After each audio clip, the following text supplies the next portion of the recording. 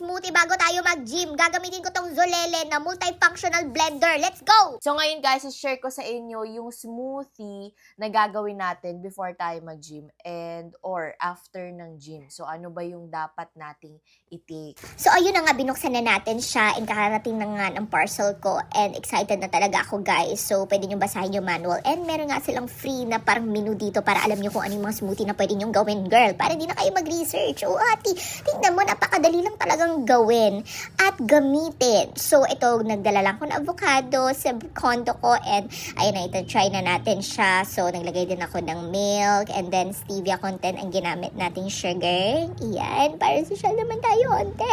Diba? Tapos ilagay ko lang ng ice, then onting nuts, then tapos na yun. Yun lang. Tapos hintayin mo lang mag-blend, tapos pindutin mo lang yan kung ano yung magagamitin mo.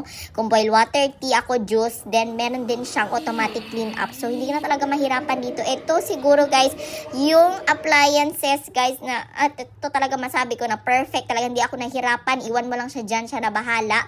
Mamaya pa inumin ka na yan, mabusog ka na siya agad. Uy, tapos nilagyan ko na lang to ng stick. Ikaw na bahala, mag-eksperimento kung anong gusto mong smoothie, shake, kung ano man gawin mo. Basta perfect talaga siya. Bumili na kayo dito sa Yellow Basket, bilis.